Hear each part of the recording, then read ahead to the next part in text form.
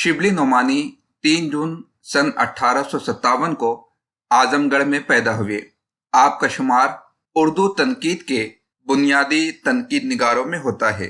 आप उर्दू ज़बान व अदब में बतौर शायर, मौर्रिख, सवाने निगार, नक्काद और सीरत निगार के तौर पर पहचाने जाते हैं। शिबली के तनकीदी नज़रियात व अफ़कार मुख्तलिफ मकालात और तसानीफ में बिखरे हुए हैं, लेकिन ये बात वसूख से कही जा सकती है कि उनको शायरी और शायरी की तनकीद से ख़ास उनसियत थी। शिबली नोमानी ने इब्तिदाई तालीम घर पर ही मौलवी फ़ारूक चिरैया कोटी से हासिल की। सन 1876 में हज के लिए तशरीफ़ ले गए। वकालत का इम्तिहान भी पास किया, मगर वकालत से दिलचस्पी न थी। अलीगढ़ गए तो सर सैयद अहमद खान से मुलाकात हुई। चुनांचे फ़ारसी के प्रोफेसर मुकर्रर हुए। यही से शिबली ने इल्मी व तहकीकी ज़िंदगी का आगाज़ किया। प्रोफेसर अर्नोल्ड से फ्रांसीसी सीखी। रोम और शाम का सफ़र किया। सन 1898 में मुलाजमत तर्क करके आजमगढ़ चले गए। आपने दारुल मुसन्निफीन की बुनियाद डाली। आपका इंतकाल 18 नवंबर 1914 को लखनऊ में हुआ। अल फारूक, सवाने मौलाना रूम, इल्मुल कलाम, अल मामून, मवाजना अनीस दबीर, शेरुल अजम, मकालात शिबली, सीरतुन नोमान, सीरतुन नबी सल्लल्लाहु अलैहि वसल्लम, अल गज़ाली आपकी मशहूर तसानीफ है। शुरू में शिबली अपने ख़ानदानी असर के मुताबिक मजहबी लिहाज से मजबूत फ़िक्र के हामिल हुआ करते थे। फिर सर सैयद अहमद खान की कायम शुदा अलीगढ़ यूनिवर्सिटी से ताल्लुक़ के बाद शिबली वसीउन नज़र हो गए। अहले इल्म दानिश और अरबाब नज़र जानते हैं कि शिबली के ज़ौक़ तहक़ीक़ व तसनीफ़ को अलीगढ़ ने पर परवाज़ अता की। सर सैयद और अर्नोल्ड की सोहबत, कुतुब बीनी की सहूलत और अलीगढ़ की इल्मी फ़िज़ा ने शिबली के जज्बे तलाश व तफूस और तसनीफ़ व तालीफ़ को जिला बख्शी। खुद सर सैयद ने अपना ज़ाती कुतुब खाना, जो इल्म तहक़ीक़ का ख़जाना था, शिबली के लिए आम कर दिया था। शिबली का शुमार उर्दू तनकीद के बुनियाद गुजारों में होता है। आपने न सिर्फ ये कि शायरी और उसके दिगर लवाज़मात से मुतालिक अपने नज़रियात को मुफस्सल तौर से शेरुल अजम में पेश किया, बल्कि अमली तनकीद के नमूने मवाज़ने अनीस दबीर में भी पेश किए।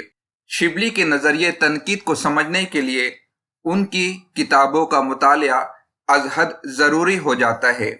मज़कूरा किताबों में उन्होंने उर्दू की जुमला क्लासिकी असनाफ़ शायरी का मुहाकमा किया है। उर्दू की शेरी तनकीद को समझने के लिए हम उर्दू वालों के लिए आपकी किताबें नवादिर की हैसियत रखती है। शेरुल अजम शिबली की वो किताब है जिसमें उन्होंने अपने ख़यालात बिलखुसूस फ़न शायरी के बारे में अपने मुतालिया, मुशाहिदे और तजुर्बे को तफसील के साथ बयान किया है। शायरी के असली अनासिर, तारीख़ और शेर का फ़र्क, शायरी और वाक़िया निगारी का फ़र्क जैसे मसाइल पर मुदल्लल बहस की है, ताकि शायरी के जुमला मामलात वाज़े हो जाए। इसके लिए शिबली लफ्ज़ और माना की भी बहस करते हैं और उनकी मुख्तलिफ नौइयतों को पेश भी करते हैं।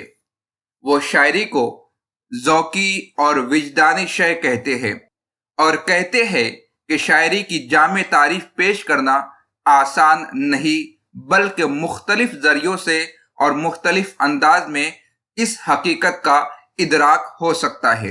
शिबली ने मुख्तलिफ मिसालों से शायरी की अहमियत को वाज़े करने की कोशिश की है। आपके नज़दीक शायरी का मंबा इदराक नहीं बल्कि एहसास है। शिबली के तसव्वुर से तमाम आलम एक शेर है। जिंदगी में हर जगह शायरी बिखरी पड़ी है और जहाँ शायरी मौजूद है वहाँ जिंदगी है। शिबली ने उर्दू की तमाम क्लासिकी असनाफ का जायजा लिया है और उस पर अपनी राय कायम की है। अल्लामा शिबली का नुक्ता नज़र तासुराती और जमालियाती है। لیکن شاعری کی دوسری خوبیوں پر بھی ان کی نگاہ رہتی ہے۔ موازنۂ انیس و دبیر میں انہوں نے شاعری کی صنعتوں کی جس طرح تشریح پیش کی ہے وہ اپنی مثال آپ ہے۔ اس لیے جس صنعت کے ضمن میں انہوں نے جو شعر نقل کیے ہیں، ہم آج بھی اس کے حصار سے کلی طور سے باہر نہیں نکل سکے ہیں۔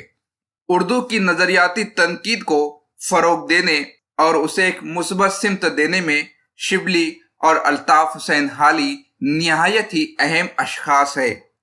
انہی کی بدولت اردو تنقید کا چراغ روشن سے روشن تر ہوا۔ علامہ شبلی نے ماہنامہ الندوہ کے ذریعے بہت سے کام انجام دیے۔ تحریک ندوہ کو بام عروج تک پہنچایا۔ نصاب تعلیم پر بحث کا آغاز ہوا۔ علوم قدیمہ پر نقد و جرح کا سلسلہ شروع ہوا۔ ان کے علاوہ شبلی نے اپنے افکار و نظریات کی پیشکش بھی ماہنامہ الندوہ کے ذریعے کی۔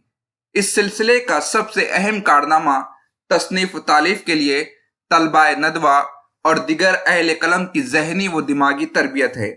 چنانچہ مولانا سید سلیمان ندوی، مولانا عبدالسلام ندوی، مولانا ابوالکلام آزاد، مولانا ضیاء الحسن ندوی، خواجہ عبدالواحد اور عبداللہ امادی وغیرہ نے اسی رسالے سے ناموری حاصل کی اور نامور مصنف ہوئے۔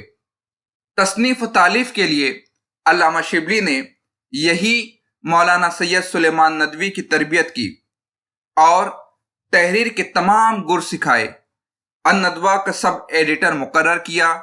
شجرات لکھنے کا انہوں نے یہی سے آغاز کیا۔ ماہنامہ معارف اعظم گڑھ کی ادارت اور اس کی خدمات کا اگر بنظر غیر مطالعہ کیا جائے تو یہ حقیقت پوشیدہ نہ رہ سکے گی کہ سب شبلی کی تربیت کا نتیجہ ہے۔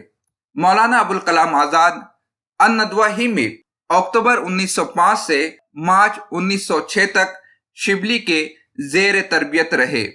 یہی سے علمی دنیا میں وہ متعارف ہوئے۔ ارباب نظر جانتے ہیں کہ الہلال میں جو کچھ جلوہ گر ہوا اصلاً اس کا تخم الندوہ ہی میں پڑا تھا۔ مولانا آزاد کے علاوہ مولانا سید سلیمان ندوی اور مولانا عبدالسلام ندوی بھی الہلال سے وابستہ رہے، جن کی تربیت بھی شبلی نے کی تھی۔ صاحب اقبال کامل اور مصنف شیر الہند مولانا عبدالسلام ندوی نے الندوہ ہی سے قلم پکڑنا سیکھا۔ 1906 میں ان کا پہلا مضمون تناسخ شائع ہوا۔ علامہ شبلی نے ان کی بڑی حوصلہ افزائی کی، انعام سے نوازا اور ان کے بڑے مصنف ہونے کی پیشن گوئی کی۔ تصنیف و تالیف کی تربیت اور ذہنی و دماغی نشو و نما کے حوالے سے اگر دیکھا جائے تو واقعہ یہ ہے کہ علامہ شبلی کے بعد ہندوستان میں علم و فن کی جو بہار آئی اور اہل قلم اور ناموران علم و فن کی جو کہکشاں سجی وہ سب فیضان شبلی ہی کا پرتاؤ ہے۔